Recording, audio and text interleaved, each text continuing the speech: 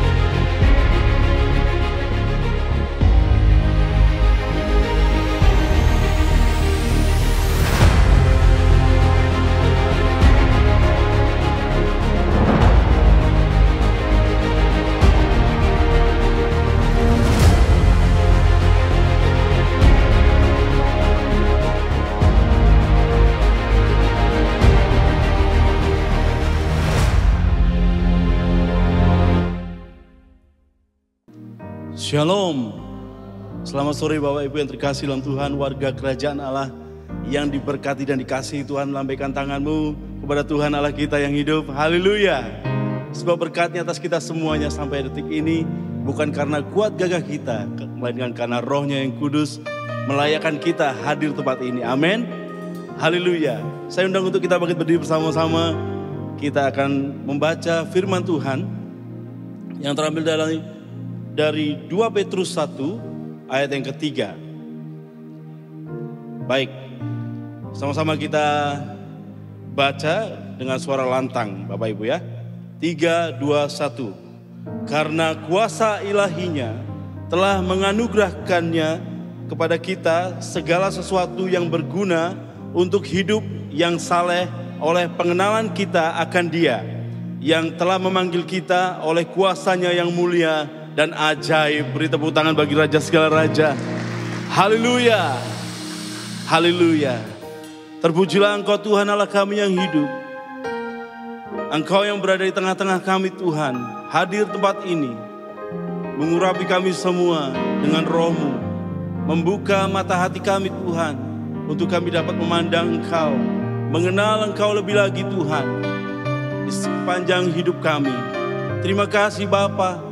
Inilah naikkan ucapan syukur kami kepadamu. Dan terimalah Tuhan sebagai dupa yang harum di hadapan-Mu. Dalam nama Yesus Kristus Tuhan. Haleluya. Amin. Amin. Silakan duduk Bapak Ibu yang terkasih dalam Tuhan. Kita nikmati hadiratnya di sore hari ini. Terima kasih Bapa.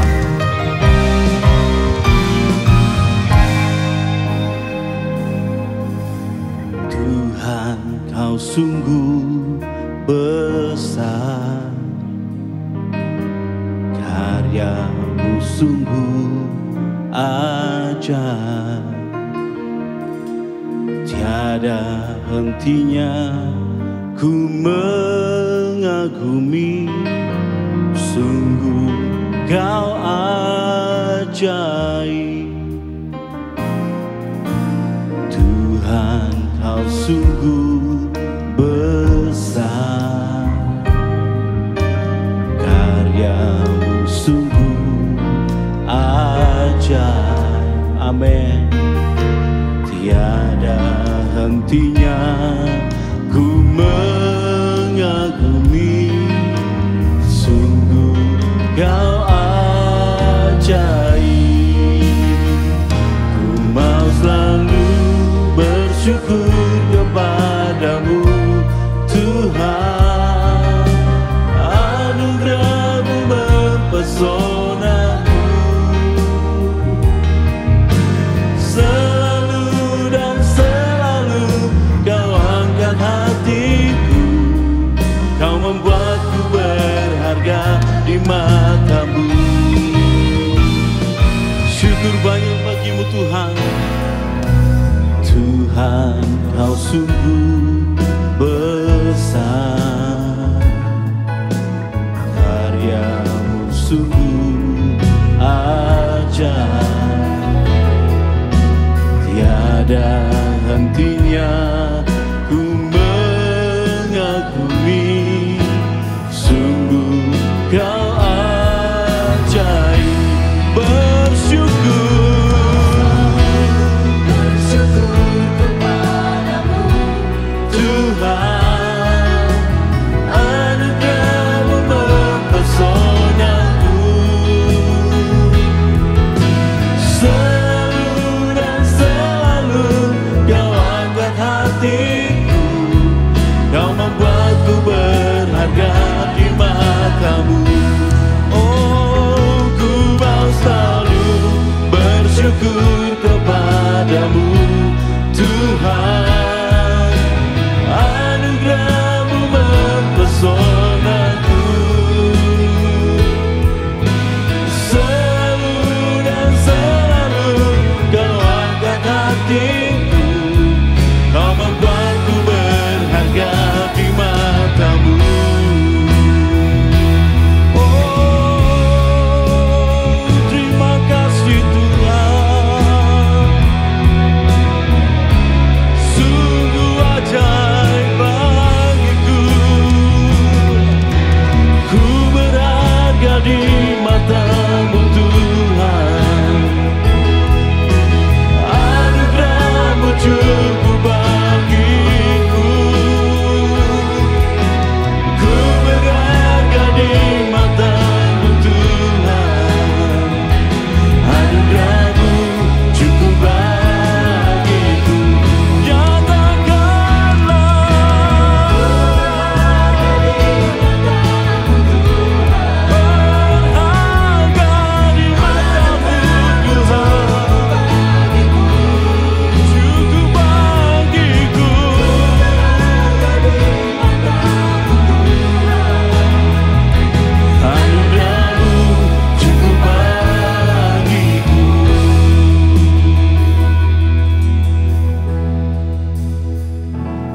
Mau selalu bersyukur kepadamu Tuhan, anugerah-Mu mempesonaku.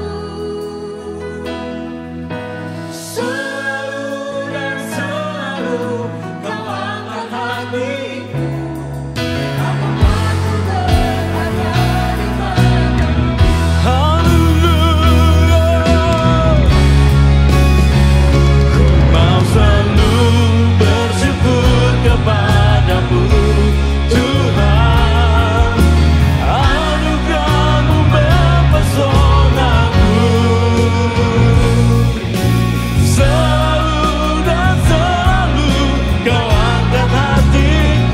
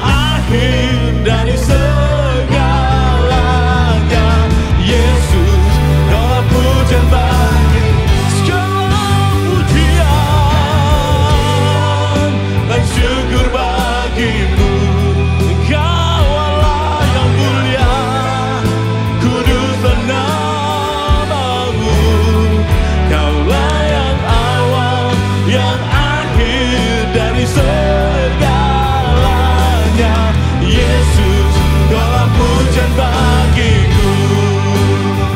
Kaulah yang awal, yang akhir dari segalanya.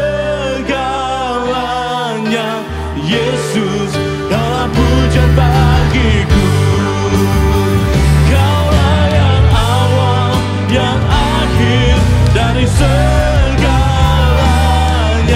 Yesus, Kaulah pujian bagiku.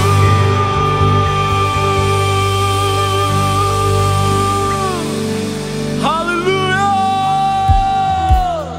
Sebab hari ini dijadikan Tuhan menjadi hari yang terbaik buat kita semuanya. Yang terima mujizat dan lawatan Tuhan, katakan haleluya. Tos kanan kirimu dulu dong. Engkau luar biasa sore hari ini. Mari bersyukur sama. Ku mau tetap bersyukur. Come on. Senantiasa bersyukur. Segala yang ku alami, biar kehendak-Mu terjadi. Come on. Ku mau tetap bersyukur. Senantiasa bersyukur. Hatiku kan bersuka. Sebab hari ini hari yang terbaik. Haleluya. Hidupku ada di tangan-Mu. Kau berikan sangat yang terindah. Amin. Tak hanya yang baik saja yang ku terima. Nyatakan.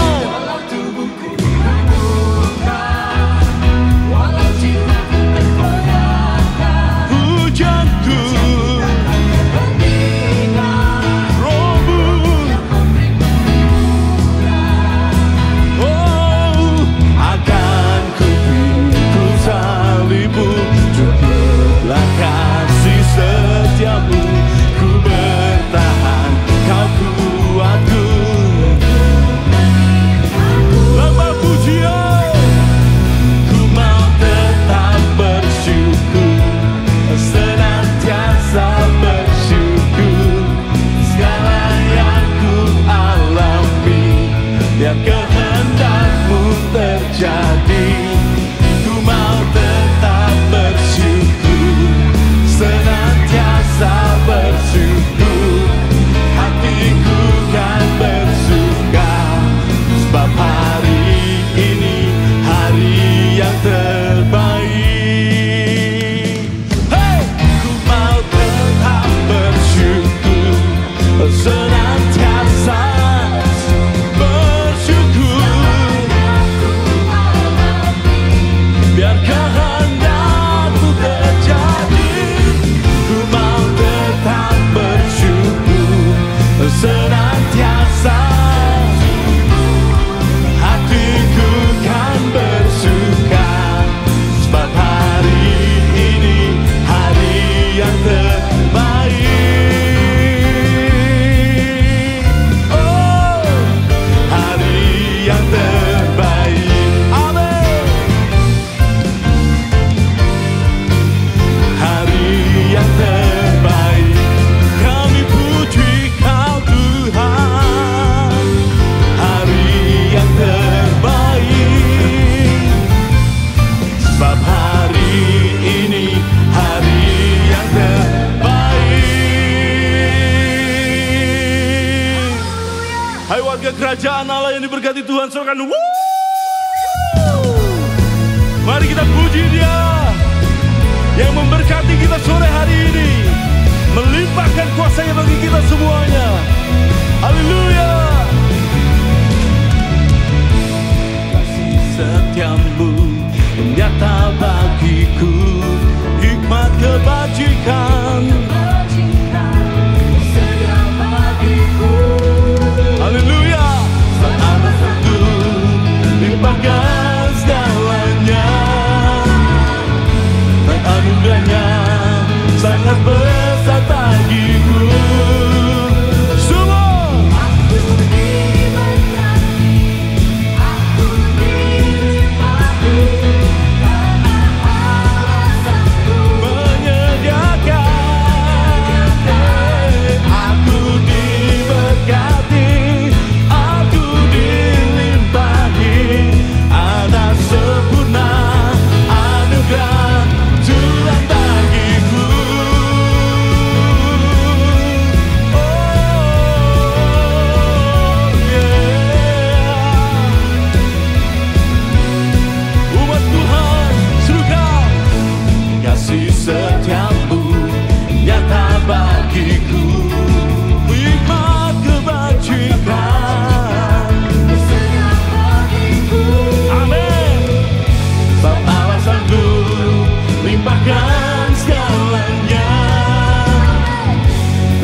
anugerahnya sangat besar bagiku.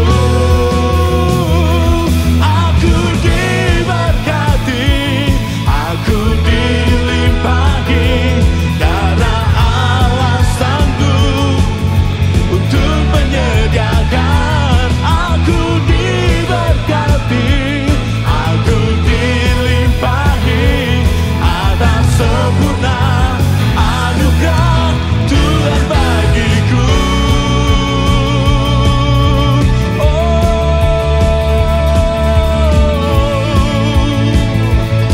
Anugerahmu cukup bagiku.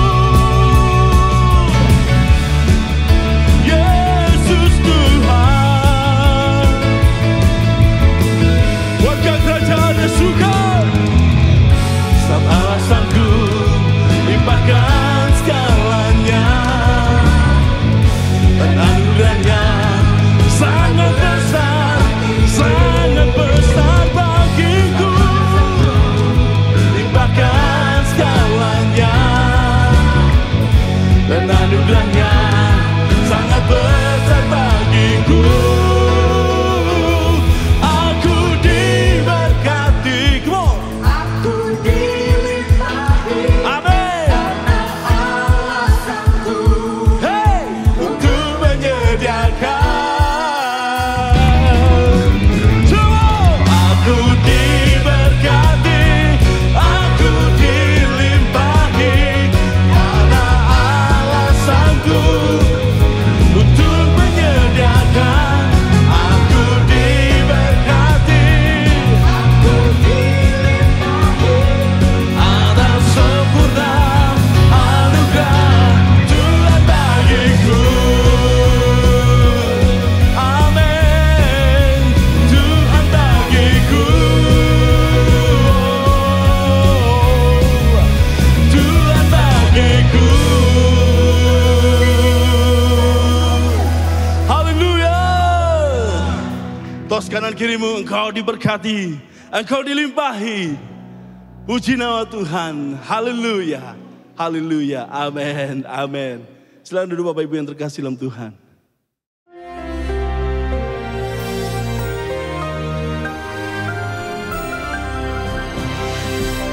Tema bulan ini sangat menarik, yaitu sumber otoritas kita.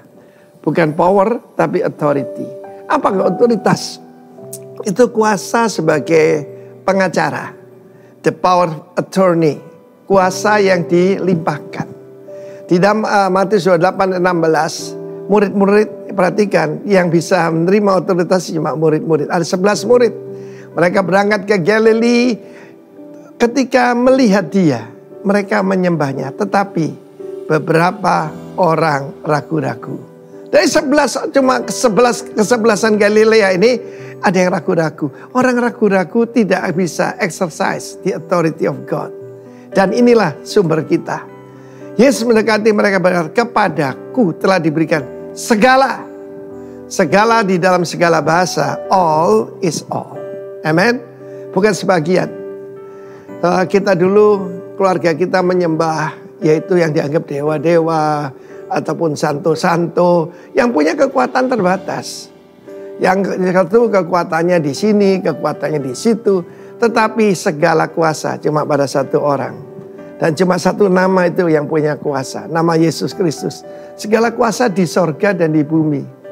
Kita tahu sorga ada juga Mesyuranos, yaitu langit tengah, di mana kuasa-kuasa kegelapan di situ, dan juga di bumi. Kita tahu di bumi ada roh-roh jahat, ya, ada penguasa di udara, tapi juga ada malaikat Tuhan. Firman Allah berkata, kita diberikan kuasa, ya. Bahkan malaikat itu akan melayani orang yang harus menerima keselamatan. Karena itu Yesus berkata, karena itu dengan dasar itu pergilah. Jadikan segala bangsa muridku. Selalu perintah Tuhan itu global. Dalam hidup saya, ada beberapa daerah yang belum pernah saya injak. Yang pertama itu India. Dengan anugerah Tuhan nanti Juni saya pergi ke Hyderabad. Dan juga Afrika, saudara ya. Tapi yang lain dengan anugerah Tuhan banyak yang sudah dikunjungi untuk memberitakan Injil Kerajaan Allah. Setelah jadikan murid, Tidak cukup sampai sana, baptis mereka dalam nama Bapa, Putra, dan Roh Kudus, dan ajar mereka segala sesuatu yang kuperintahkan padamu. Dan ini jaminannya. I'm with you. Aku menyertai kamu. Always, selalu, 24 jam sehari, 7 hari seminggu. Sampai kepada akhir zaman. Jangan pakai istilah kiamat. Akhir zaman. Dan akhir zaman itu sekarang. Dalam hidup saya tahu ada satu perintah yang lebih hebat daripada sebagai duta besar dari sebuah kerajaan ataupun Republik Indonesia sekalipun, yaitu menjadi duta dari kerajaan sorga.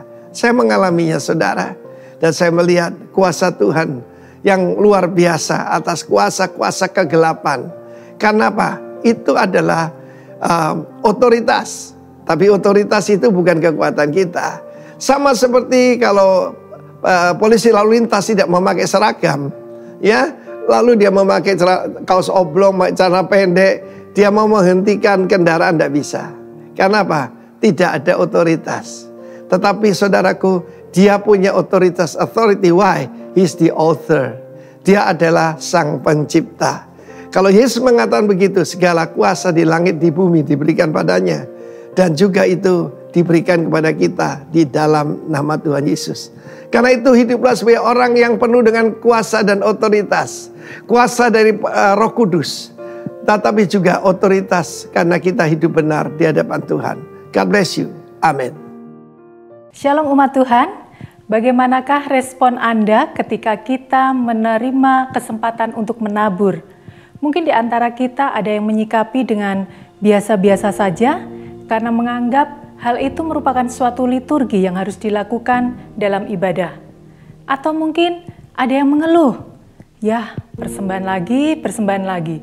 Tetapi saya percaya pasti di antara kita banyak yang menyambutnya dengan penuh antusias karena kita mengerti bahwa ini adalah saatnya kita berinvestasi di dalam kerajaan surga. 2 Korintus 9 ayat yang ke-7 mengatakan, hendaklah masing-masing memberikan menurut kerelaan hatinya, jangan dengan sedih hati atau karena paksaan, sebab Allah mengasihi orang yang memberi dengan sukacita. Firman Tuhan ini mengingatkan kepada kita untuk memberi dengan kerelaan hati. Orang yang memberi dengan rela hati, ketika melakukannya, tidak disertai rasa sedih karena harus kehilangan beberapa lembar dari dompetnya, atau harus merasa sedih ketika mengetahui bahwa saldo di rekeningnya pasti akan berkurang. Dan firman Tuhan ini mengingatkan kepada kita bahwa kita harus memberi dengan ketulusan hati kita. Rasa sedih itu akan muncul ketika kita mulai hitung-hitungan. Jika aku memberi sekian, apakah aku bisa memenuhi kebutuhan hidupku yang ini? Ketika kita mulai berhitung cukup atau tidak menggunakan kekuatan pikiran kita sendiri, itu artinya kita sedang meragukan kuasa Tuhan, bahwa Dia adalah Jehovah Jireh, Allah yang sanggup memenuhi segala keperluan kita. Dan Dia sanggup menolong, Dia sanggup membukakan jalan bagi hidup kita. Memberi dengan kerelaan hati artinya juga ketika kita melakukan tidak dengan berat hati. Karena jika berat hati itu artinya terpaksa, dan orang yang terpaksa tidak akan melakukan dengan ketulusan hatinya. Jangan terpaksa ketika harus menabur. Jangan berkata, aku terpaksa memberi karena sudah disodorin amplop persembahan. Aku terpaksa menabur karena sudah ditayangkan barcode payment. Sehingga aku merasa tidak enak kalau harus diam saja. Jadi terpaksalah aku memberi, terpaksalah aku menabur. Warga kerajaan, jangan mempunyai pemikiran seperti itu. Jangan pernah terpaksa ketika harus menabur. Tetapi yang harus kita lakukan adalah kita harus memberi dengan sukacita, dengan hati suasana yang penuh sukacita, sama seperti ketika Tuhan memberkati kita. Maka kita akan melihat bagaimana Allah mengasihi orang-orang yang memberi dengan sukacita. Mari kita berdoa. Terima kasih Tuhan untuk berkat yang Tuhan sudah berikan kepada setiap kami. Dan inilah saatnya kami mau melakukan firman-Mu. Kami mau beri yang terbaik. Kami mau memberi dengan kerelaan hati kami. Kami mau memberi dengan ketulusan hati kami. Dan kami mau memberi dengan penuh sukacita seperti yang Tuhan sudah ajarkan kepada setiap kami. Kami siap memberi di dalam nama Tuhan Yesus Kristus. Haleluya. Amin. Selamat menabur. Tuhan Yesus memberkati. Haleluya. Sebab Tuhan kita besar. Tidak tertandingi oleh apapun juga. Bersyukurlah untuk kasih setia dalam hidup kita. Terima kasih Tuhan. Terima kasih. Kami percaya kepadamu Bapa.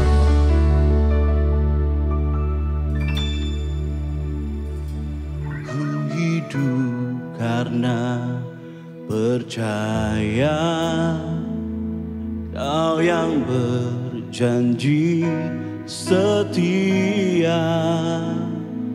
Pengharapanku selalu ada di dalam-Mu. Ku tidak akan menyerah meski dalam kesesakan. Seluruh hidupku dalam genggaman-Mu.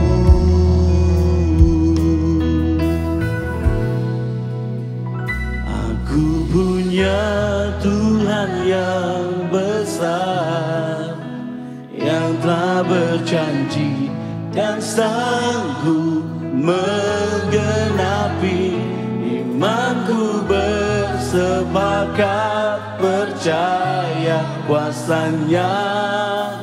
Ku terima sekarang kemenangan dari-Mu. Kami tidak akan menyerah Tuhan, sebab Engkau pembela kami. Ku tidak akan menyerah meski dalam kesesakan. Seluruh hidupku dalam genggaman-Mu.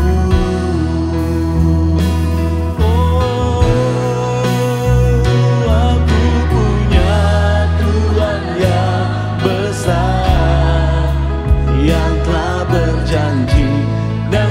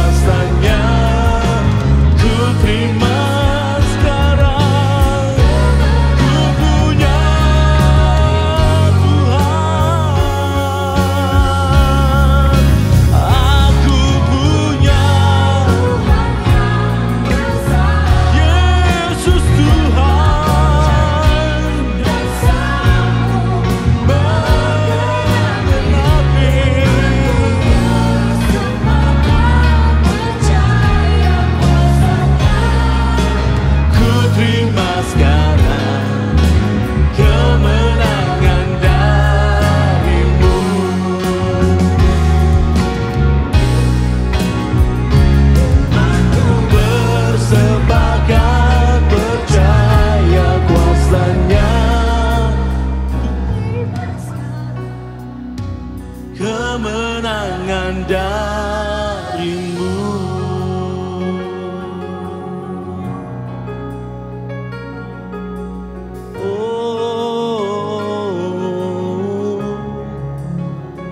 Imanku bersepakat percaya kuasanya, ku terima sekarang kemenangan darimu.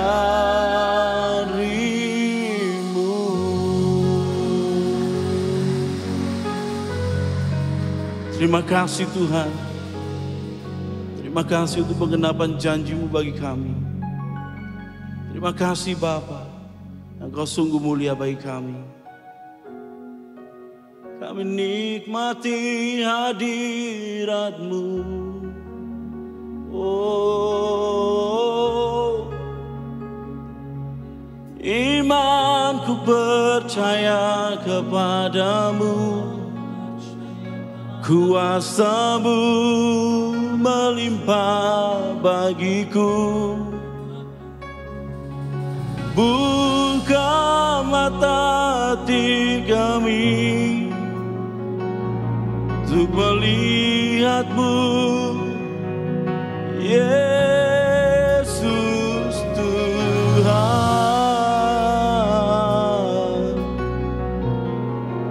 Ku rasakan kuasa-Mu nyata bagi kami.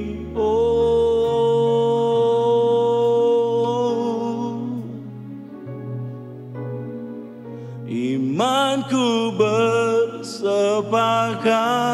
percaya kuasanya, ku terima sekarang kemenangan darimu.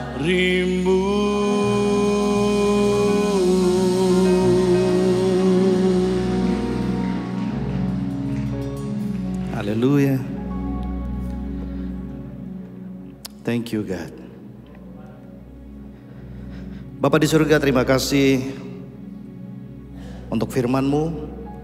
Terima kasih untuk kuasa yang Kau berikan kepada setiap kami untuk kami boleh menjadi anak-anak-Mu. Terima kasih buat kasih karunia yang lebih besar dari setiap masalah yang kami hadapi. Makasih Tuhan. Dan kami bersyukur Engkau bukan di luar kami, tapi Engkau ada di dalam kehidupan kami. Dan Engkau bekerja sama memberikan kepada kami hikmat dan pengertian, sehingga apapun yang kami hadapi dalam kehidupan ini tidak akan pernah membuat langkah kami menjadi surut. Justru kami terus berjalan makin lama makin kuat menuju Allah di Sion. Makasih Tuhan, sampaikan isi hati-Mu, karena kami hamba-hamba-Mu lapar dan haus akan firman-Mu. Kami perlu firman-Mu, karena firman-Mu itu adalah kekuatan yang mengubahkan kehidupan kami, sebelum kami mengubahkan juga kehidupan orang-orang lain yang ada bersama dengan kami. Urapan-Mu ada atas kami siap belajar, kami siap dipenuhi dengan firman Tuhan, dan kami siap berubah di dalam nama Tuhan Yesus Kristus. Haleluya. Amin. Shalom warga kerajaan. Haleluya. Boleh duduk kembali. Puji nama Tuhan. Kita belajar tentang iman yang sebesar biji sesawi. Sore hari ini saya berikan judul khotbah saya adalah iman sebesar biji sesawi. Mari kita buka ayatnya di dalam Matius pasal yang ke-17 ayat yang ke-20. Oke.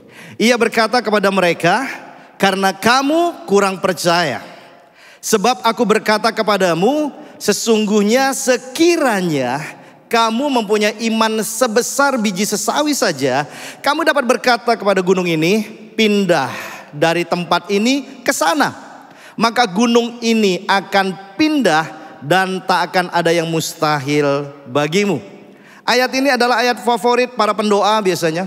Ya, ayat favorit buat banyak orang Kristen, pindah-pindah gunung gitu saudara. Makanya orang bisa bingung, loh kemarin gunungnya ada di sini kok sekarang udah pada nggak ada gunungnya lagi. Nah itu bukan makna hurufiahnya Bapak Ibu saudara. Ya, kita melihat yang melatar belakangi kenapa Tuhan Yesus menyampaikan firman ini kepada murid-muridnya, memberikan sebuah pengetahuan kepada mereka tentang apa itu iman yang sejati. Luar biasa ya. Latar belakangnya adalah pada waktu di perikop sebelumnya Tuhan Yesus mengalami yang namanya transfigurasi.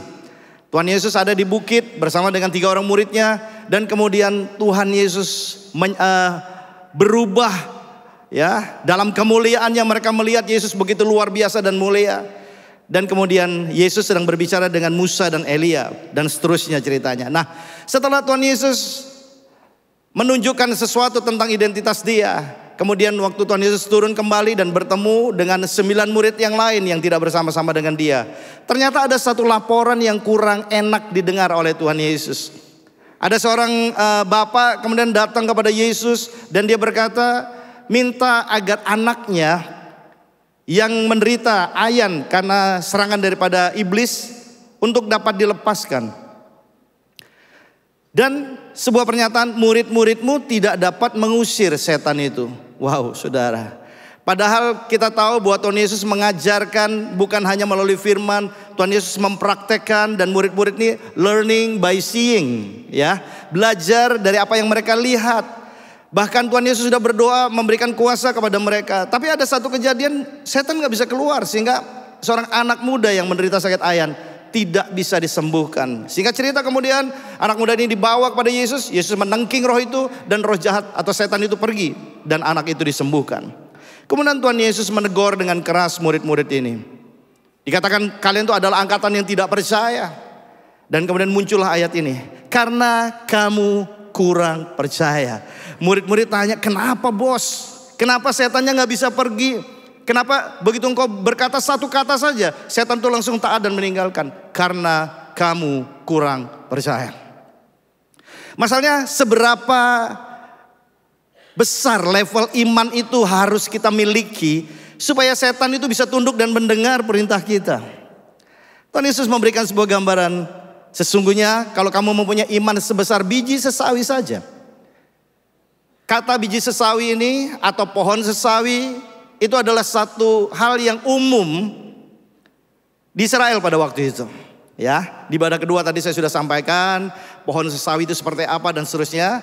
Ya, jadi iman yang sangat kecil karena benih daripada biji sesawi ini ukurannya lebih kecil daripada 1 mili.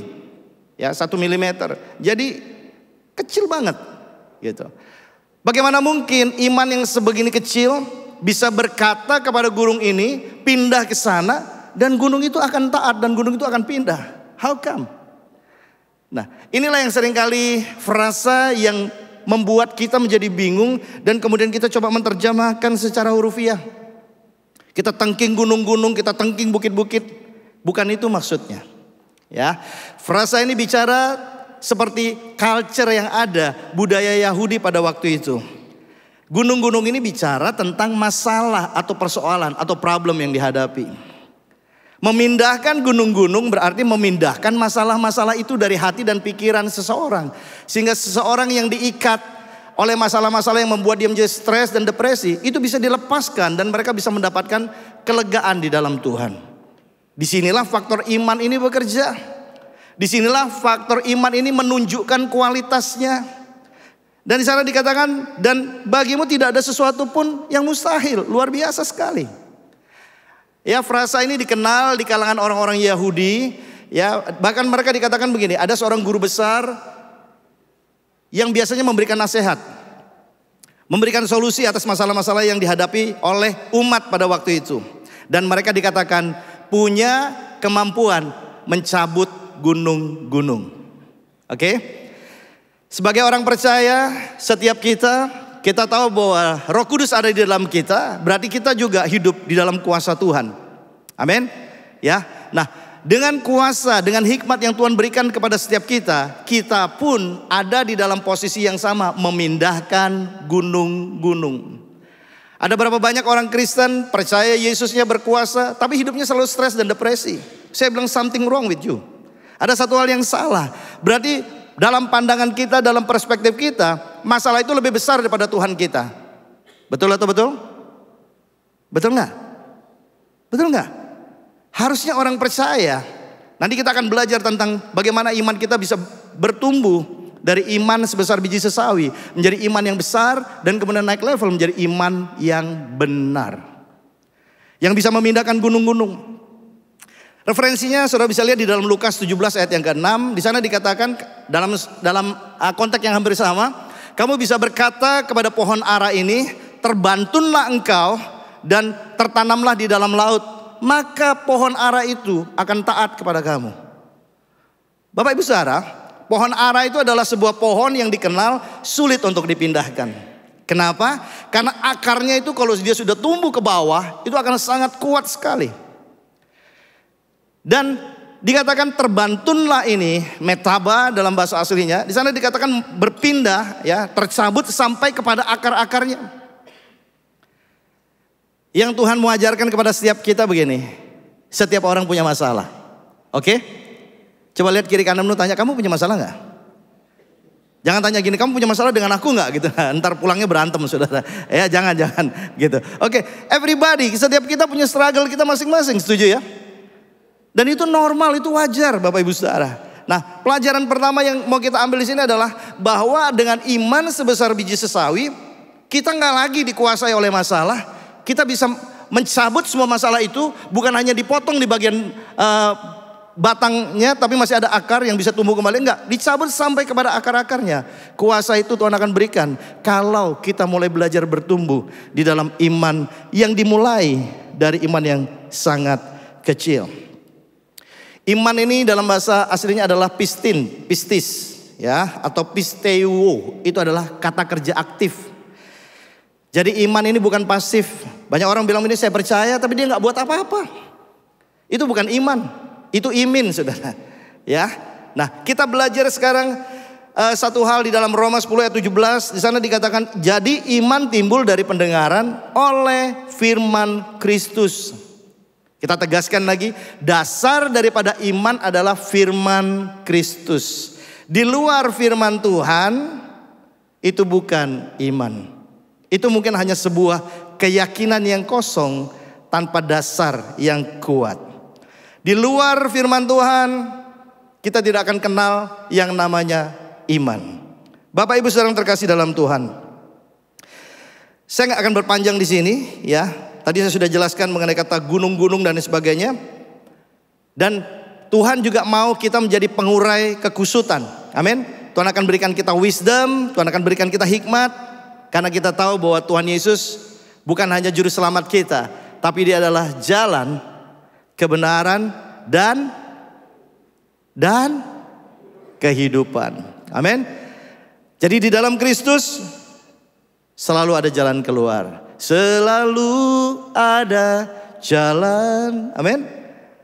Hari ini kalau Bapak Ibu Saudara mungkin melihat masalahmu, rasanya kok gak ada jalan keluar ya, gak ada solusi, sudah sekian banyak. Kita perlu upgrading iman kita. Amin. Kita perlu lebih dalam lagi belajar, mengerti, mengenal apa yang menjadi rencana Tuhan buat setiap kita. Bapak Ibu Saudara, sekarang kita langsung belajar tentang prinsip iman. Prinsip iman yang pertama adalah iman adalah dasar kehidupan. Kita lihat di dalam Ibrani pasal yang ke-11, boleh baca sama-sama dengan saya. Ya, ayat yang pertama dan juga ayat yang ke-6. Yang pertama dulu, 1, 2, 3. Iman adalah dasar dari segala sesuatu yang kita harapkan dan bukti dari segala sesuatu yang tidak kita lihat. Kita ini secara manusia, secara fisik akan percaya kalau sesuatu itu ada di hadapan kita. Amin. Itu bukan iman, itu kenyataan. Tetapi iman ini levelnya lebih tinggi. Mempercayai janji Tuhan yang belum kelihatan. Untuk semua yang menjadi mimpi atau visi Tuhan itu bisa tergenapi, kita perlu berjalan bersama dengan Tuhan. Kita harus berjalan di jalan yang Tuhan mau kita lalui. Kita gak bisa pakai jalan kita sendiri untuk mencapai visinya Tuhan. Kita semua adalah orang yang dianugerahi dan dikasihi oleh Tuhan. Seharusnya kita tidak punya agenda pribadi buat diri kita. Yang setuju katakan amin. Karena Tuhan Yesus sendiri memberikan kita pelajaran yang sangat penting dan berharga. Dia hubungannya dengan Bapa adalah Bapa dengan anak. Tapi dia bilang bukan kehendakku yang jadi, tapi kehendakmu yang jadi. Walaupun dia ada di dalam penderitaan, dia akan berhadapan dengan yang namanya kematian. Bukan kematian yang mudah cuma tarik nafas, selesai. Enggak, dia harus melewati proses. Dia dihianati oleh murid-muridnya, dia ditinggalkan oleh murid-muridnya. Itu pergumulan mental yang luar biasa. Enggak ada satu orang pun yang senang ditinggalkan. Amin, saudara. Saudara sudah buat baik sama orang, kemudian orang itu meninggalkan saudara begitu saja. Bahkan kemudian menyangkal dia, nggak kenal. Saudara tahu Petrus, Yesus sudah bisa melihat big frame-nya. Tuhan Yesus sudah tahu apa yang akan terjadi. Itu masih belum seberapa saudara. Sampai kemudian aspek fisik ini bicara. Penganiayaan yang super sadis saudara. Seluruh bagian tubuh Yesus itu harus mengeluarkan darah. Dari kepalanya dipasang mahkota duri dan seterusnya saudara. Nah kita melihat iman ini, firman Tuhan itu harus menjadi dasar dari segala sesuatu yang kita harapkan. Dan kemudian kita lihat ayat yang ke-6. Tetapi tanpa iman tidak mungkin orang berkenan kepada Allah. Ini kata yang penting. Saya berikan highlight di sini. Kenapa saya berikan highlight? Kita nanti akan berhadapan dengan waktu yang namanya kematian. Dan setelah kematian ada satu waktu di mana ada penghakiman saudara. Dan di penghakiman itu ditentukan Tuhan mengenal kita karena kita punya DNA yang sama dengan dia. Atau walaupun kita jadi Kristenan tapi hidup kita gak pernah taat. Kemudian Tuhan bilang begini, aku tidak kenal kamu. It is finished. Udah gak ada argumentasi, tidak ada negosiasi, gak ada lagi. Selesai. Cuman kamu adalah hamba yang jahat. Selesai. Kamu akan dibuang ke dalam neraka jahanam. Atau kamu adalah hamba yang baik dan setia. Dan kamu masuk dalam kebahagiaan Tuhanmu. Cuman 2 opsi, cuman 2 pilihan. Dan kita bisa mulai dari hari ini. Bapak Ibu Saudara, tanpa iman gak mungkin seorang berkenan kepada Allah. Sebab barang siapa berpaling kepada Allah, maksudnya dari kehidupan yang lama, kemudian kita bertemu dengan Tuhan, kita berpaling 180 derajat. Di sana dikatakan, ya, ia harus percaya bahwa Allah ada. Seringkali dalam kehidupan kita orang Kristen kita berdoa kan, di tengah tekanan masalah yang begitu besar dan kita bilang, Tuhan kau ada di mana? Tuhan ada di dalam kita. Dia gak jauh-jauh saudara. Gak perlu saudara pakai alat-alat tertentu untuk panggil dia. Gak perlu. Dia ada di dalam hati kita. Coba taruh tangan saudara di Tuhan mana yang tinggal di dalam kehidupan umatnya saudara. Berjalan bersama dia. Bahkan Yesus memperkenalkan namanya adalah Immanuel. Allah yang berjalan bersama dengan kita. Bahkan Allah yang dwell tinggal di dalam kehidupan umatnya. Untuk apa saudara? Untuk menuntun kita, untuk memimpin kita, untuk menolong kita, untuk mengarahkan kita. Waktu kita gak bisa lihat dia, Tuhan bisa bicara melalui firman-Nya buat kita. Dan kita diteguhkan kembali. Nah kemudian, dan bahwa Allah memberi upah kepada orang yang sungguh-sungguh mencari dia. Percayakah saudara bahwa kita punya upah yang kekal? Amin. Semua investasi yang kita lakukan, kesungguhan hati kita, cinta kita kepada Tuhan ini semua dinilai jangan hanya dinilai dari berkat-berkat secara jasmani, tapi ada berkat yang jauh lebih tinggi levelnya, berkat di dalam kekekalan. Dan Tuhan bilang begini, ada upah buat orang yang sungguh-sungguh mencari Tuhan. Pastikan itu kita. Amin. Kita bukan hanya datang ke gerejanya sekedar jadi liturgi, bukan. Kita datang ini untuk diisi oleh firman Tuhan. Kita diajar waktu kita dengar firman Tuhan supaya kita diarahkan. Ada yang salah dalam kehidupan kita, kita minta ampun dan kemudian kita kembali kepada Tuhan. Kita kemudian berjalan kembali bersama dengan Tuhan. Itu yang Tuhan mau Bapak Ibu Saudara. Saya berikan satu tag di sini. Syarat perkenan Tuhan ialah iman yang sejati. Amin. Nah, sekarang kita melihat bagian yang kedua. Ini menarik. Iman yang fluktuatif, up and down faith. Wow saudara. Seringkali orang berkata begini, saya kenal Tuhan. Ada firman Tuhan berkata kamu akan berjalan makin lama makin kuat menuju Allah di Sion. Dengan kata lain, orang yang sudah ada di dalam Tuhan, dia gak pernah kalah. Dia gak pernah struggle dengan imannya. No saudara. Bukan seperti itu konteksnya. Saya ketemu dengan ada seorang rekan dan kemudian dia berkata dia melakukan satu kesalahan yang cukup fatal dan dia berkata begini, percuma, saya udah gak bisa kembali ke Tuhan lagi. Tuhan udah tolak saya udah barang reject, udah barang yang udah rusak dan lain sebagainya. Enggak saudara. Amin. Selama nafas Tuhan masih berikan kepada kita, selama kita sadar bahwa hidup kita adalah milik daripada Tuhan, kembali kepada Dia. Nah, ada seorang tokoh di dalam perjanjian lama yang saya percaya Bapak Ibu Saudara pasti tahu orang ini, namanya Abram, yang kemudian berubah namanya menjadi Abraham. Abraham dikenal sebagai bapa orang beriman. Betul? Betul ya? Tapi apakah waktu waktu Abram masih di Ur Kasdim, kemudian Tuhan bilang sama dia, Allah itu bilang kamu keluar dari Ur Kasdim, Itu pada waktu itu langsung Abraham disebut sebagai bapak orang percaya? Belum, Bapak Ibu Saudara. Kejadian pasal 15 itu adalah encounter antara belum Abraham dengan Tuhan. Dan kemudian Tuhan bicara kepada Abraham, kamu keluar dari tenda kamu lihat ke langit, apa yang ada di situ? Ada bintang yang begitu banyak Tuhan. Kemudian Tuhan memberitahukan satu hal yang mengejutkan buat Abraham yang usianya 75 tahun pada waktu itu dan dia tidak punya anak. Tuhan bilang, Abraham, kamu lihat seperti itulah nantinya keturunanmu. Hah? Nggak masuk akal. 75 tahun gimana mungkin? Dan Sarai istrinya juga sudah mati haid. Udah nggak mungkin bisa mengandung. Pertemuan pertama dengan Tuhan adalah satu hal yang mustahil, yang nggak bisa dinalar dengan otak manusia.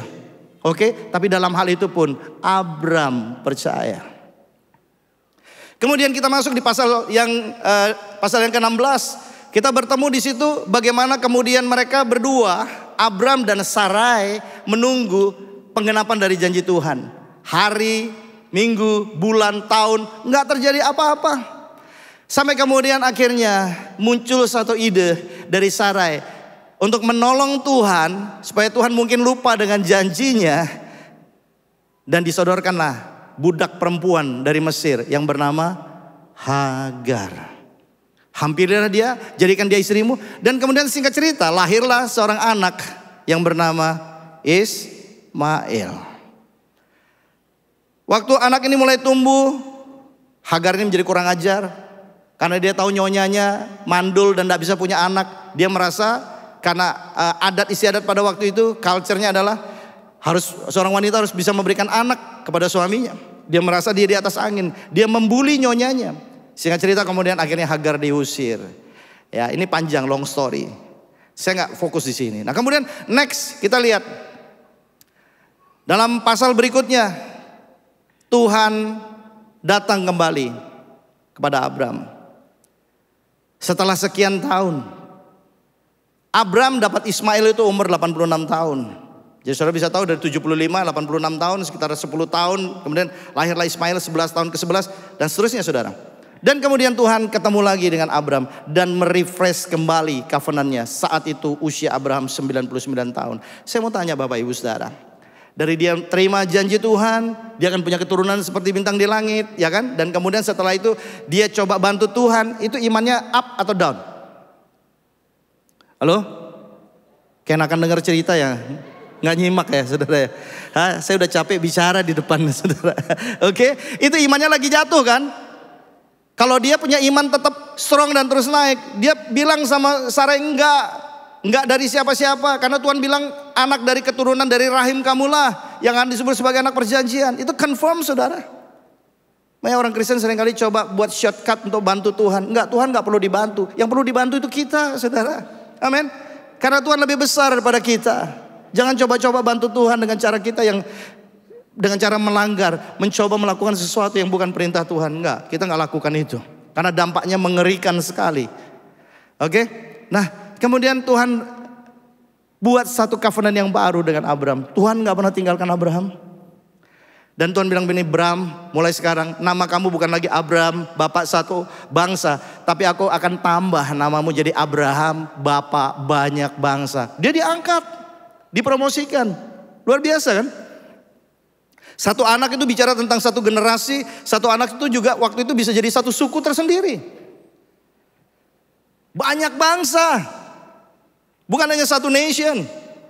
Luar biasa sekali. Nah tapi kita melihat kemudian berjalan terus. Dan di pasal 20 kita melihat satu peristiwa yang ya cukup unik sih. Waktu Abraham dan Sarah juga diganti namanya dari Sarai jadi Sarah. Dan kemudian mereka ada di satu kerajaan dengan Raja Abimelek. Yang luar biasa pada waktu itu, Sarah ini usianya sudah kurang lebih sekitar 80-an tahun. Masih tetap cantik loh. Seorang raja bisa naksir sama Sarah, ya kan? Coba saudara perhatikan baik-baik. Coba di sini ibu-ibu 80 tahun. Saudara kan sudah tarik sana tarik sini kan? Benangnya di mana-mana kan gitu, ya. Mungkin sudah kayak Spiderman, kayak sarang laba-laba, tarik sana, tarik sini, tarik situ, saudara. Ya, kadang-kadang kalau putus satu, di sini melorot, saudara. Ya, ini udah repot. Enggak, saya enggak lagi nyindir yang sudah ada umur, enggak. Ya, oke. Cuman saya bilang 80 tahun, dan yang unik di sini adalah Abraham bilang sama Sarah, Dia tahu Raja Abimelek yang sangat berkuasa pada waktu itu naksir sama istrinya. Ngaku saudara ya. Coba bayangin coba. Saya mau bilang, di mana saudara bisa temukan kualitas orang, bapak orang beriman modelnya kayak gini? Oh, kalau dia beriman dia akan pertahankan istrinya. Dia akan bilang sama Raja Abimelek, ini istri saya, kamu jangan sentuh dia. Dia takut sama manusia. Oke? Sampai kemudian dia kompromi seperti itu. Lah, waktu Abimelek ini ngambil Sarah, saudara, akhirnya Tuhan yang turun tangan. Waduh, saya bilang, Tuhan cawe-cawe juga Tuhan nih. Ya kan? Tuhan datang dalam mimpi ke Abimelek, kamu jangan coba-coba sentuh wanita itu. Wanita itu adalah istri dari seorang nabi, namanya Abraham. Tuhan bilang Abraham nabi, gila gak tuh? Iya kan? Nabi dari mana? Iya kan? Dia ketakutan, gak punya kualifikasi. Nah, inilah yang saya mau gambarkan. Di dalam pertumbuhan iman ini saudara, kita bisa gagal paham terhadap firman Tuhan. Kita bisa mungkin salah bertindak dan sebagainya, tapi Tuhan gak pernah buang kita.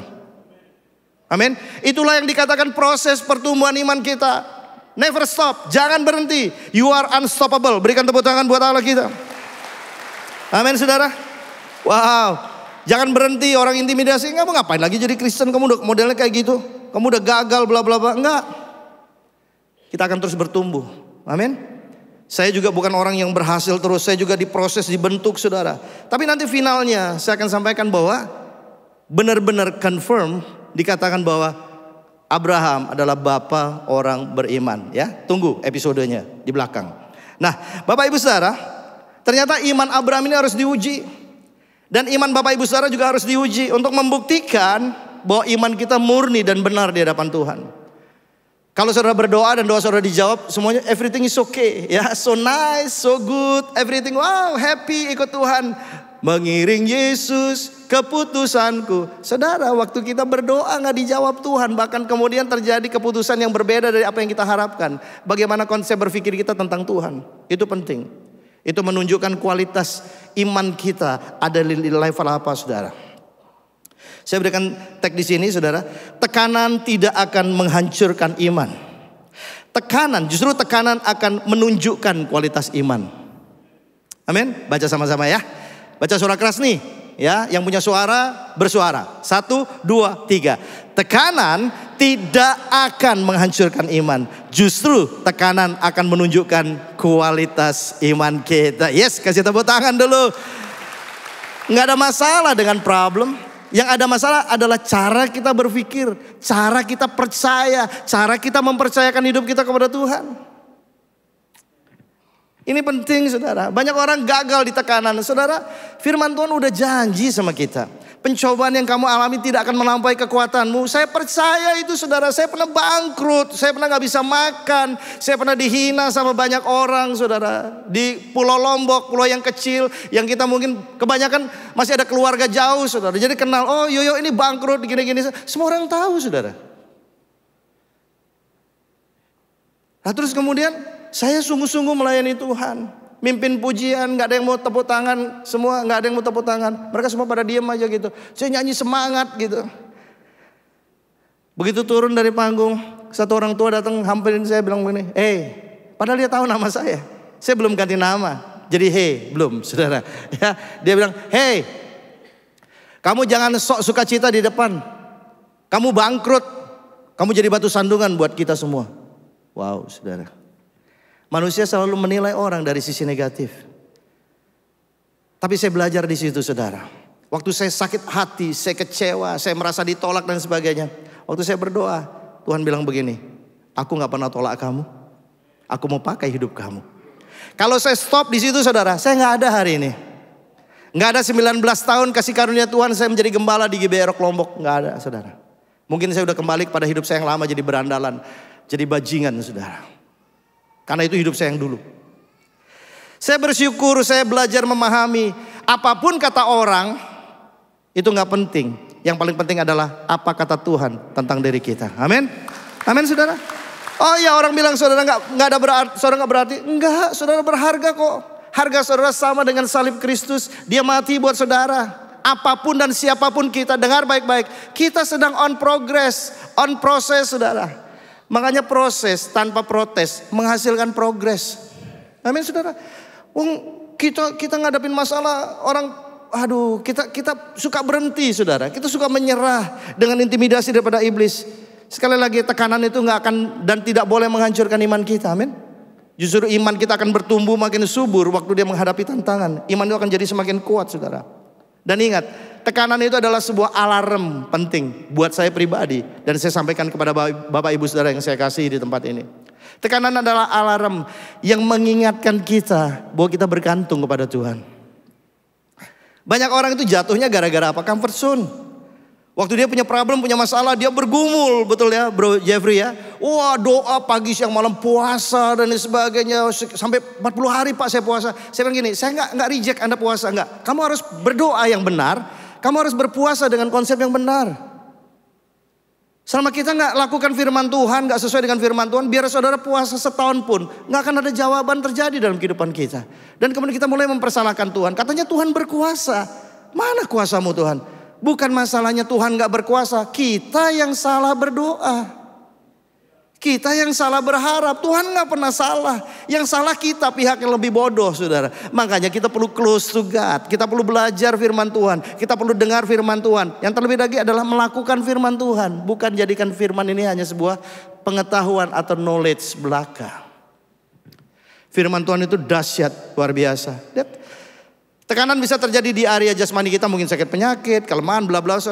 Yang paling banyak dihadapi hari-hari ini adalah ada di area pikiran kita. Kemarin pilek ya.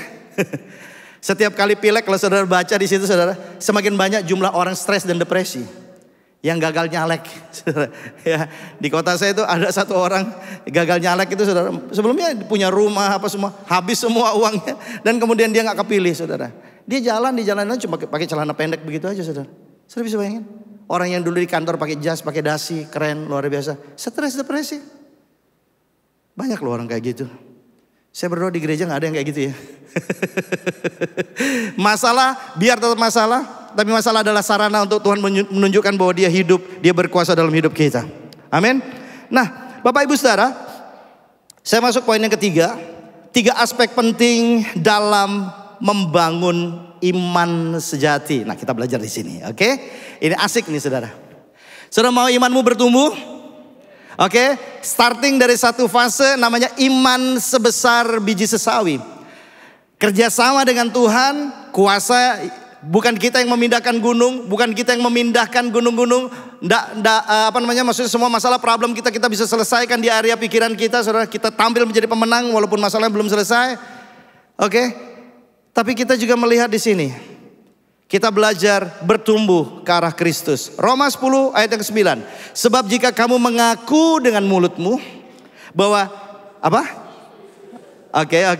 Baca sama-sama dengan suara keras. Kita ulangi 1, 2, 3. Sebab tunggu. Bukan pakai kata kamu, pakai kata saya, oke? Jadi lebih kena gitu ya. Oke, 1, 2, 3. Sebab jika saya mengaku dengan mulut saya bahwa Yesus adalah Tuhan dan percaya di dalam hati saya bahwa Allah telah membangkitkan dia dari antara orang mati, maka saya akan diselamatkan. Wow, saudara, amin. Intinya adalah trust, percaya. Percaya, Tuhannya gak kelihatan. Iya, saya percaya. Abraham berjalan dengan Allah yang dia cuma dengar suaranya yang bicara sama dia, belum hadir langsung, oke? Tapi dia percaya, saudara. Luar biasa. Kemudian kita lihat ayat yang 10. Tolong bantu multimedia. Thank you. Oke. Baca sama-sama lagi. 1, 2, 3. Karena dengan hati orang percaya dan dibenarkan. Dan dengan mulut orang mengaku dan diselamatkan. Oke. Ini prinsip dasar dari iman yang bertumbuh.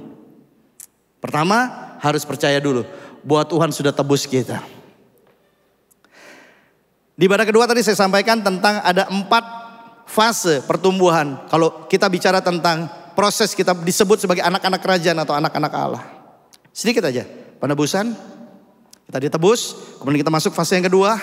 Kita dipimpin oleh Roh Kudus. Yang ketiga adalah hidup kita dipenuhi dengan firman. Firman ini yang memenuhi hati kita, memberikan kita wisdom dan sebagainya. Dan kemudian yang keempat adalah penggarapan yang intensif dari Allah. Kita dibentuk, kita diajar seperti Tuhan membentuk Abraham menjadi Abraham sampai kemudian dia dikenal sebagai bapa orang beriman. Ayat yang ke-17 ya. udahlah kita sudah tahu ayat ini ya. Saya sudah baca. Jadi iman timbul dari pendengaran oleh firman Kristus. Catat baik-baik. Aspek yang pertama namanya aspek notisia. Aspek notisia inilah yang saya sebut sebagai iman sebesar biji sesawi. Baru encounter, baru belajar kenal dengan Tuhan, iman kita masih sangat kecil. Mungkin seperti debu. Oke? Nah, aspek notisia ini adalah itu bicara, ini dalam bahasa Latin bicara tentang knowledge, pengetahuan secara kognitif. Saya catat di sini Bapak Ibu Saudara, jadi nggak usah bingung. Saudara mau capture silakan capture. Tapi nanti kalau mau perlu PowerPoint-nya bisa minta di multimedia, boleh dibagi. Oke, kalau dirasa perlu. Beriman bukan pada sesuatu yang tidak kita ketahui. Ini penting Saudara. Banyak orang bilang saya beriman, saya percaya. Tunggu dulu, cek dasarnya. Alasanmu apa kamu percaya? Ayatnya di mana? Kita mesti gali dong, ya kan? Supaya kita nggak salah konsep. Nah, yang kedua yang harus kita tahu adalah atau kita tahu sesuatu tapi salah, keliru. Ini bisa menyesatkan kita. Kita harus tahu kepada siapa kita percaya. 2 Timotius 1 ayat 12. Rasul Paulus mengajarkan kepada Timotius muridnya atau anak rohaninya. Dia katakan begini, itulah sebabnya aku Paulus menderita semuanya ini. Paulus ini orang yang benar-benar menduplikasi hidup Kristus, betul ya? Oke, sampai dia bilang begini, follow me as I follow Christ. Jadi Kristus ini apa saja yang dia lakukan, cara berpikir dia, tindakan dia, keputusan dia itu semua ditangkap dengan baik di dalam pikiran dari Rasul Paulus. Dan dia kerjakan itu, dia tahu konsekuensinya. Ya, dia juga dianiaya. Bahkan waktu dia dianiaya dia bilang, dia bersyukur ini karunia menderita bagi Kristus. Itu gila banget kan? Jujur aja nggak ada orang yang ingin menderita. Ada yang ingin menderita di sini? Gak usah didoain, pasti menderita sudah. Ya, itu udah cukup banyak penderitaan. Ya gak usah lagi didoain supaya masalah datang. Masalah akan datang dengan sendirinya. Nah, kemudian di sini dikatakan, tetapi aku tidak. Yo, baca dong saudara. Oke, ulang ya, kita baca ya. 1, 2, 3. Itulah sebabnya aku menderita semuanya ini, tetapi aku tidak malu. Ada satu peristiwa Paulus ditelanjangi di jalan kok. Dipermalukan kok, gimana gak malu? Dia ngikut Yesus, dia ngalamin banyak struggle. Tantangan bukan hanya dari penolakan, bahkan kekerasan fisik pun dia ngalami saudara. Tapi dia gak malu, keren ya. Karena aku tahu kepada siapa aku percaya. Dan aku yakin bahwa dia Tuhan yang aku sembah, yang aku layani, berkuasa memeliharakan apa yang telah dipercayakannya kepadaku hingga pada hari Tuhan. Paulus mengerti bahwa apa yang dia lakukan ini, mandatnya ini langsung dari Tuhan. Bahwa dia adalah seorang misionaris. Dia adalah seorang pemurid yang memuridkan orang-orang. Amin saudara.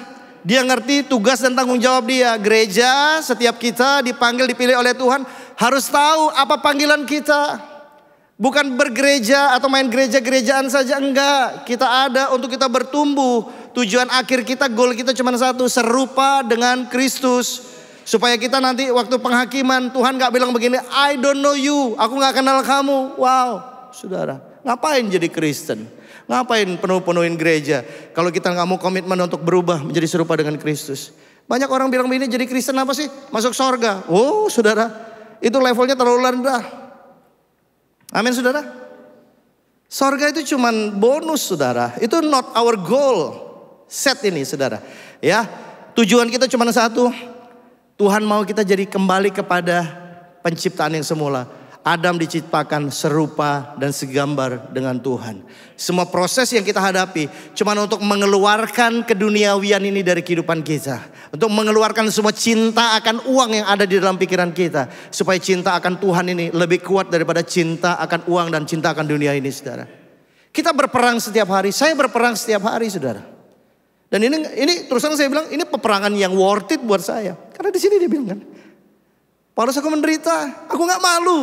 Wah, saya bilang Tuhan, aku juga gak malu Tuhan. Aku dipermalukan oleh orang lain walaupun aku melakukan kebenaran firman Tuhan. Aku difitnah waktu aku tolong orang lain. Enggak, karena tujuan saya bukan orang itu hanya objek saja. Oke, hanya sarana. Ketaatan saya adalah kepada Tuhan saya. Saya tolong orang gak balas dengan kebaikan, puji Tuhan. Amin. Kita gak perlu baperan, udah ditolong kurang ajar, gak balas gitu. Enggak lah. Karena balasan yang kita hadapan, upah yang kekal itu adalah dari Tuhan, pemilik hidup kita. Berikan tepuk tangan buat Tuhan. Oke. Hal ini membuat kita nggak akan pernah berhenti buat baik. Karena tujuan motivasi kita bukan minta balasan dari manusia yang sementara. Enggak.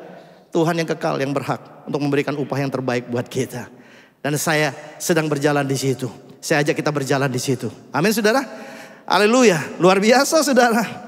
Tuhan percayakan saudara iman hari ini. Saudara sudah dengar firman, biarlah firman ini menjadi firman iman buat kita. Bertumbuh memberikan kekuatan kepada kita. Catat ya, aspek pertama ini adalah pengetahuan tentang firman Tuhan. Tapi kita juga harus belajar untuk menggali dan mengerti. Karena hari-hari ini di media sosial saudara, orang mengutip-ngutip ayat, mintalah, kamu minta apa saja Tuhan harus penuhi. Saudara, Tuhan itu levelnya di atas kita, amin. Kalau Tuhan bilang enggak, jangan marah. Karena Tuhan sedang menyiapkan sesuatu yang jauh lebih baik buat setiap kita. Banyak orang Kristen tuh salah kaprah saudara.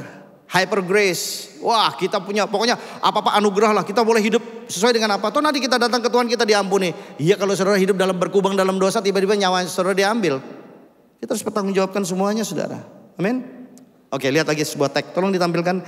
Pengetahuan adalah bagian dari iman.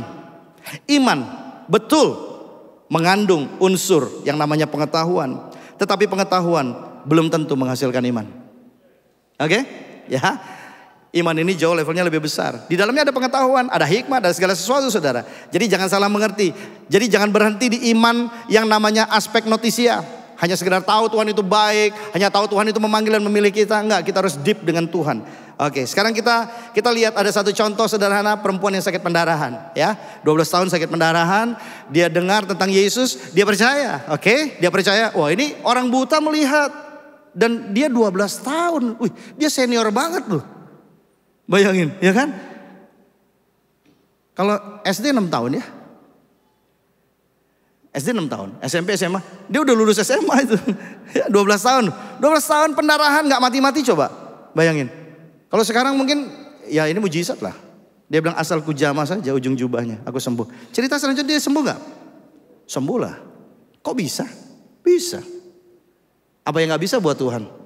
Tuhan cuma mau tunjukkan kekuatan kuasa dia dan kasihnya saudara. Tapi pertanyaannya begini. Apakah perempuan sakit pendarahan itu dalam the rest of the story dia tetap ikut Yesus?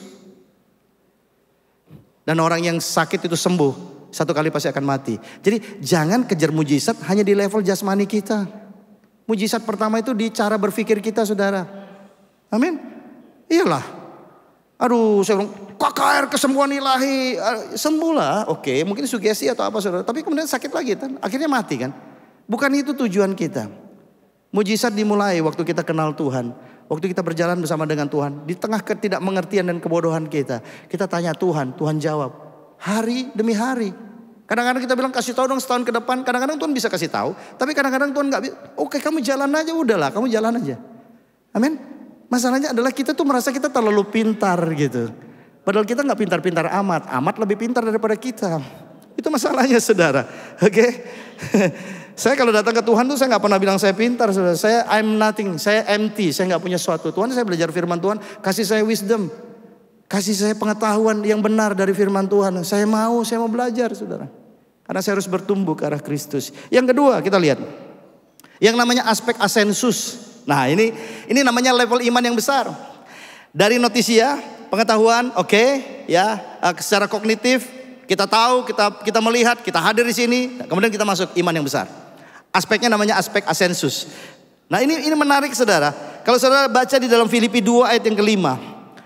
Hendaklah kamu dalam hidupmu bersama menaruh pikiran dan perasaan yang terdapat juga dalam Kristus Yesus. Itu kata firman Tuhan. Oke, Filipi 2 ayat yang kelima. Nah ini aspek asensus. Gini saudara, kita tahu. Tapi kemudian begini. Dikatakan kamu menaruh pikiran dan perasaan yang terdapat juga dalam Kristus Yesus. Dengan kata lain begini, ya, itu bukan menaruh sebenarnya. Artinya adalah mengganti pikiran kita dengan pikiran Kristus. Mengganti perasaan manusia yang mudah berubah, yang mudah ini dengan perasaannya Tuhan yang pasti dan tidak akan pernah berubah. Dia tetap sayang, dia tetap mengasihi walaupun orang-orang tidak mengasihi dia. Bahkan waktu di kayu salib dia bilang begini kan, ampunilah mereka karena mereka tidak tahu apa yang mereka perbuat. Saudara ini dahsyat, luar biasa. Jadi level kedua di dalam pertumbuhan iman kita ini adalah aspek yang namanya asensus. kita mengganti pikiran kita dengan pikiran Kristus. Bagaimana caranya? Baca firman Tuhan. Tahu apa yang ada di pikiran Tuhan. Saya kemarin bicara dengan pendoa. Kalau pendoa itu nggak penuh dengan firman, doanya bisa salah kaprah. Karena doa yang tidak sesuai dengan kehendak Tuhan nggak akan dijawab oleh Tuhan. Biar kita naik menara doa, naik gunung Muria, kita naik gunung Sinai, kita naik apa, nggak ada gunanya saudara. Semua harus dimulai dari hati yang terbuka untuk Tuhan. Mau belajar, mau disingkapkan rahasia. Dan kita waktu Tuhan bilang begini, kamu salah, kamu sombong. Oke Tuhan, ini ganti ya. Pikiran yang lemah lembut dan rendah hati, Tuhan taruh buat kita. Kita starting, kita rubah. Oke? Setiap kali saya baca firman Tuhan, saya sedang ganti pikiran saya dengan firman Tuhan. Bisa paham di sini? Kita baca firman Tuhan bukan untuk pinterin orang lain. Nggak ada gunanya kita punya knowledge kalau nggak punya kehidupan, saudara. Iman tanpa perbuatan itu nol besar, nggak ada. Cuman seperti canang yang gemerincing, gong yang berkumandang, nggak ada artinya. Nggak dinilai oleh Tuhan. Saya mau kita dinilai oleh Tuhan. Kita berkenan di hadapan Tuhan. Amin. Gereja Tuhan starting. Kita belajar hari ini sama-sama. Saya nggak lebih pintar pada saudara. Oke, jangan stop di aspek asensus. Oke, puji Tuhan. Kita mulai lebih dalam dengan Tuhan. Kita belajar mengerti, tahu gitu. Yang aneh itu gereja tuh nggak mau baca firman. Kenapa sih saudara? Kenapa sih? Firman ini mengubahkan kita saudara. Firman ini makanan rohani buat kita. Kita cuma datang seminggu sekali ke gereja coba. Apa yang kita bisa dapatkan? Saudara hidup setiap hari, bergumul setiap hari, punya masalah yang saudara harus hadapi. Firman itu bisa mengubah segala sesuatu. Dia bisa ubah hati dan pikiran kita, saudara. Amin. Agak marah, sudah mulai agak marah nih. Maaf saudara. Saya kadang-kadang kesel juga gitu. Udah bertahun-tahun jadi Kristen, masih gak ngerti bahwa Tuhan itu mau dia berubah gitu. Suruh Tuhan yang berubah. Ya kan Tuhan, ya Tuhan lah. Loh gimana sih? Kita yang mesti berubah, oke? Nah kemudian yang terakhir nih, namanya aspek fidusia. Ini level tertinggi namanya iman yang sejati. Katakan bersama saya, iman yang sejati. Wow, bukan hanya percaya saja, tetapi mempercayakan diri kita sepenuhnya kepada Tuhan dan taat. Oke, bukan hanya percaya dan tidak buat apa-apa, karena iman ini suatu kata kerja aktif. Kita juga harus berubah. Kita juga taat melakukan semua perintah Tuhan, walaupun itu mustahil sekalipun. Ya toh, usia 99 tahun kemudian di pasal 21 dari Kejadian, baru kemudian Tuhan datang lagi kemudian bicara, sekarang waktunya Sarah akan punya anak, saudara. Dan 1 tahun berikutnya benar lahirlah yang namanya Ishak, anak perjanjian. Oke? Nah, tunggu dulu sampai di sini. Sampai di situ Abraham belum disebut bapak orang beriman. Ada peristiwa yang lebih mengerikan lagi adalah waktu Tuhan bicara sama Abraham, waktu anak ini, anak perjanjian yang namanya Ishak, yang diberi oleh Tuhan di usia Abraham yang ke-100 tahun, saudara. Sarah 90 tahun, Sarah 90 tahun, saudara. Itu anak yang ditunggu-tunggu. Tuhan bilang begini, persembahkan dia sebagai korban bakaran di salah satu gunung yang akan aku tunjukkan kepadamu. Saudara, dibawa pergi jauh dari rumah dengan arah yang gak jelas lagi. Kadang-kadang kita bilang ini, Tuhan kok kayaknya gak jelas ya. Jalan aja bersama dengan Tuhan. Kalau saudara gak ngerti, saudara gak paham, saudara baca firman Tuhan gak paham, cari mentor-mentor rohani saudara. Oke, jangan jalan sendiri tersesat nanti saudara. Ya, kita lihat Abraham tidak mempermasalahkan itu. Dia langsung jalan aja. Besok dia siapkan dan kemudian mereka berjalan 3 hari sampai ke gunung yang ternyata adalah gunung Moria. Saudara, perjalanan itu gak gampang. Sampai kemudian dia naik ke gunung. Sementara jalan itu, sebelum mereka naik, Abraham bilang sama bujangnya, tunggu ya, kami akan kembali. Hei, saudara, kayu sudah disiapkan, semuanya sudah disiapkan, pisau sudah disiapkan untuk proses mempersembahkan korban bakaran yang adalah Ishak itu sendiri. Yang lebih miris buat saya, sementara mereka berjalan, saudara, tiba-tiba Ishak ini tanya, "Pak, ini udah siap semua nih, mana dombanya?" Abraham gak ngomong apa-apa, dia ikat anaknya, taruh di atas mezbah. Saudara tahu, Ishak bukan kali itu lihat orang mempersembahkan korban bakaran. Begitu dia diikat, dia mulai tahu, dialah yang akan dijadikan korban. Saudara bisa bayangin? Yang luar biasa dari Ishak ini, Ishak juga gak ngomong apa-apa, dia gak komplain, dia gak berontak, dia gak lari, dia bilang, aku gak mau, gitu kayak film-film Korea gitu, saudara. Yang kemudian lari, aku gak mau, gak ada, saudara. Dia diam, dia diikat, dia pasrah. Usia 17 tahun itu dia bisa lawan bapaknya yang 100 tahun. Saudara pikir bapaknya gimana coba? Karena 17 tahun lawan orang 100 tahun, yang menang mana? Yang menang Tuhan yang pasti, saudara. Oke, ya sudah, kita jangan argumentasi. Nah, singkat cerita kemudian akhirnya Abraham dia ambil pisau, dia mau tusukkan ke jantung daripada anaknya. Semua itu dilihat oleh Tuhan. Oke, boleh mainkan aja musik, bro. Ya, musik yang enak, yang sahdu gitu. Jadi saya ngomongnya agak sedikit gimana gitu. Terus kemudian saya lihat dia nggak ada keraguan. Saya suka belajar psikologi orang. Saya bilang, seperti apa manusia yang namanya Abraham ini? Apa dia bodoh? Apa dia nggak ngerti yang namanya kasih? Apa dia nggak sayang sama anaknya? Sampai dia buat itu? Jawabannya cuma satu. Karena dia lebih mengasihi Tuhannya daripada mengasihi apa yang Tuhan bisa berikan buat dia. Bapak Ibu Saudara, dengar baik-baik. Orang yang mencapai iman yang dewasa, iman yang murni, iman yang benar adalah dia nggak pernah hitung-hitungan dengan Tuhan. Selama kau masih hitung-hitungan, saya pelayanan, saya harus dong secara jasmani. Saudara, kita nggak layak. Iman kita bukan iman yang bersifat transaksional, bukan. Iman kita cuma satu, taat, percaya, setia. Amin. Sekalipun itu sulit, yes, just do it. Karena penilainya adalah Tuhan. Berhenti main Tuhan-Tuhanan, berhenti main Kristen-Kristenan. Kita jadi Kristen yang sejati. Kita punya iman yang bertumbuh ke arah Kristus. Saudara lihat, dia tanpa ragu dia mau tusukkan itu, tiba-tiba malaikat bilang, stop. Jangan lakukan itu, jangan bunuh anakmu. Aku sekarang udah tahu hatimu. Setiap hari Tuhan lihat hati kita, saudara. Amin.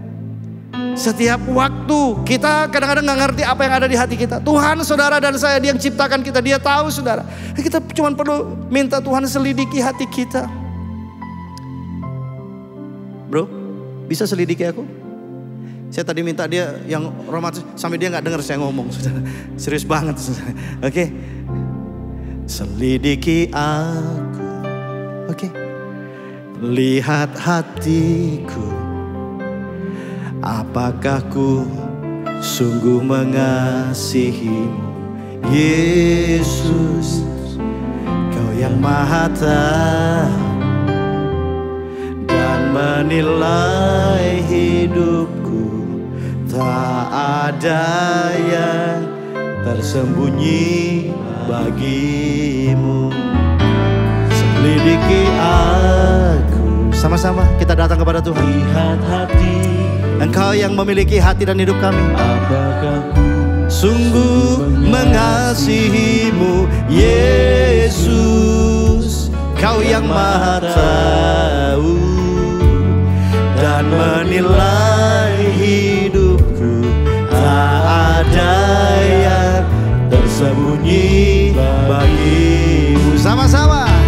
Telah kulihat kebaikan-Mu yang tak pernah habis di hidupku. Ku berjuang sampai akhirnya Kau dapati aku tetap setia. Mari kita bangkit berdiri sama-sama. Kita akan masuk dalam perjamuan, tapi saya mau kita mengambil perjamuan ini dengan pengertian yang benar. Kristus sudah mati buat kita, ya. Dia relakan segala-galanya buat kita. Dia berkorban supaya kita juga punya kehidupan Kristus dalam kehidupan ini. Supaya kita tidak berpusat kepada diri kita sendiri. Supaya kita tidak menjadi pribadi yang egois, tapi memiliki kasih yang rela berkorban. Telah kulihat kebaikan-Mu yang tak pernah habis di hidupku.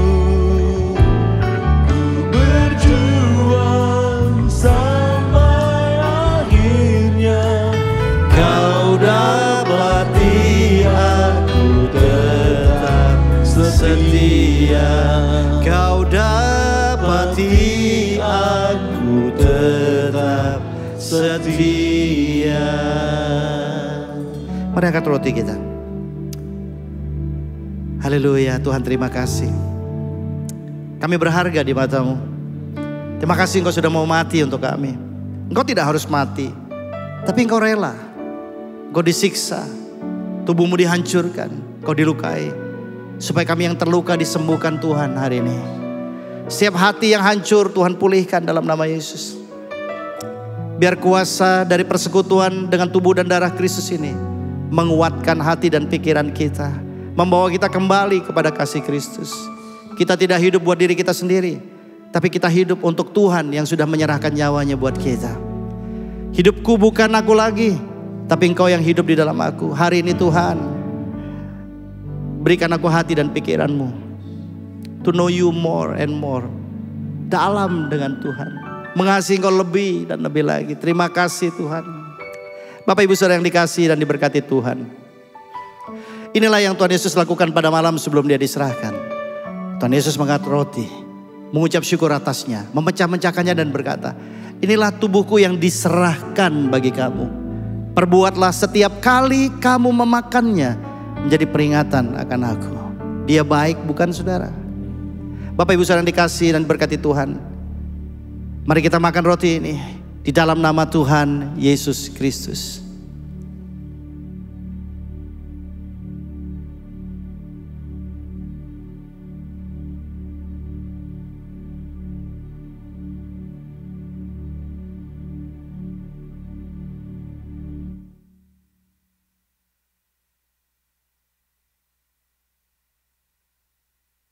Mari kita angkat cawan perjanjian baru ini. Seperti Tuhan, waktu kita jatuh, waktu kita gagal, Tuhan datang kepada Abraham. Tuhan gak buang Abraham, Tuhan refresh covenant-nya. Ini cawan perjanjian baru yang dimeteraikan dengan darah Kristus. Darah kita yang mengalir adalah darah Kristus, saudara. Sakitmu disembuhkan, kelemahanmu diganti dengan kekuatan, imanmu yang mulai lemah dikuatkan kembali. Firman Tuhan bekerja dan berkuasa atas hidupmu. Demikian pula Tuhan Yesus mengangkat cawan dan berkata, inilah darahku yang ditumpahkan bagi kamu untuk pengampunan dosamu. Perbuatlah setiap kali kamu meminumnya menjadi peringatan akan aku. Bapak Ibu Saudara yang dikasihi dan dikarunia Tuhan, percayakan kau dengan segenap hati dan imanmu kepada Allah Bapa di surga, bahwa cawan perjanjian baru ini, anggur dalam cawan perjanjian baru ini telah dimeteraikan dengan darah yang mahal. Dan ini adalah persekutuan kita dengan darah Kristus. Amin. Minumlah dalam nama Yesus. Letakkan cawanmu. Mari kita mau bermasuk, kita mau bersyukur di hadapan Tuhan. Kiralah basyara rabat. Oh, Terima kasih. hidupku milikmu Tuhan. Bukan kehendakku, tapi kehendak-Mu yang terjadi di dalam hidupku. Ajarku mengerti, ajarku mengerti, Engkau sangat mengasihi kami. Akulah hamba-Mu Tuhan, akulah milik-Mu. Aku akan melakukan kebenaran firman-Mu di dalam hidupku sekarang sampai selama-lamanya. Ku telah mati dan tinggalkan cara hidupku yang lama. Katakan bersama, semuanya sia-sia. Jangan hidup dalam kesia-siaan. Ada kepastian dalam Kristus. Tak berarti bahwa hidupmu ku letakkan pada mezbah-Mu ya Tuhan. Jadilah padaku seperti yang Kau ingini. Yes, kita sembah ya. Telah mati dan tinggalkan cara hidupku yang lama. Semuanya sia-sia.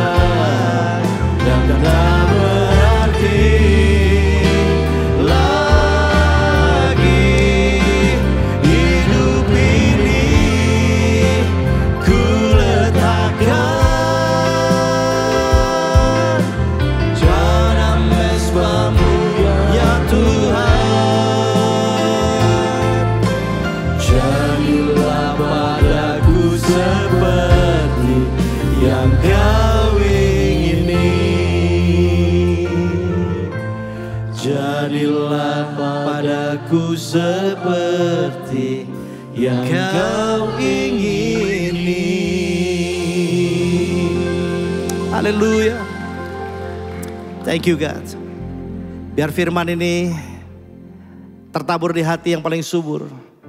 Makasih Roh Kudus, kau memberikan kepada kami hikmah dan pengertian. Terutama berikan kami kekuatan untuk kami menjadi pelaku daripada kebenaran firman-Mu. Mulai hari ini, iman kami akan terus bertumbuh ke arah Kristus. Sampai kami mengalami keserupaan dengan Kristus. Dan kau dikenal melalui kehidupan gereja-Mu.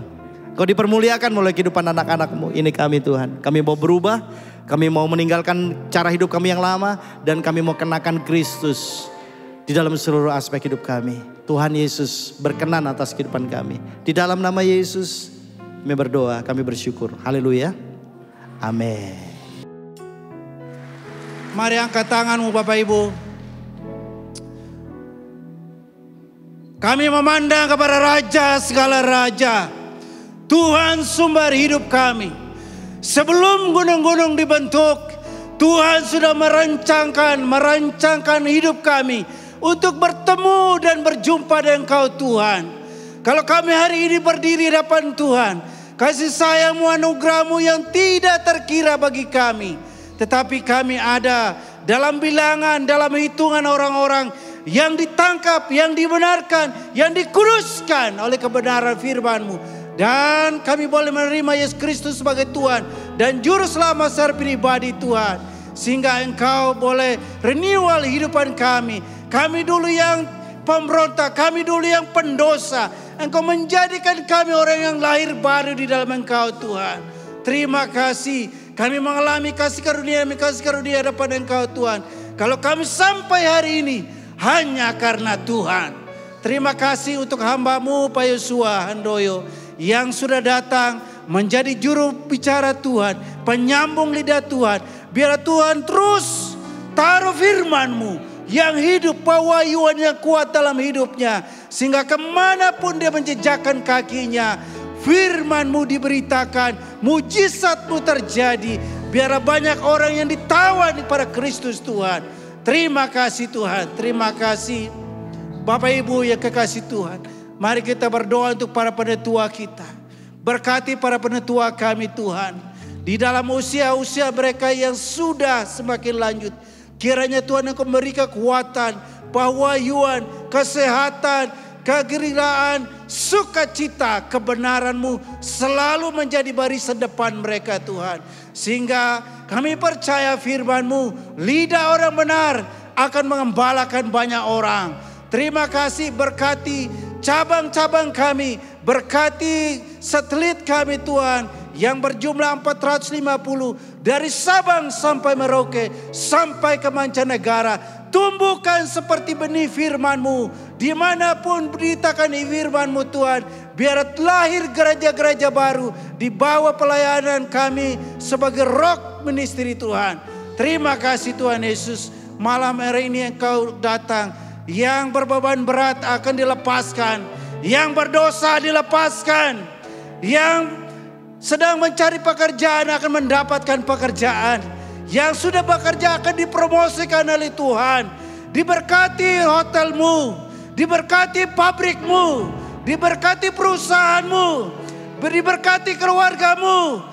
Engkau yang belum punya jodoh diberkati, diberikan jodoh oleh Tuhan. Engkau yang sudah berkeluarga yang belum diberikan akan, terbukalah rahimnya. Supaya engkau melihat janji Tuhan dikaruniakan. Terima kasih. Bahkan yang lemah, yang tidak berdaya, katakan aku pahlawan.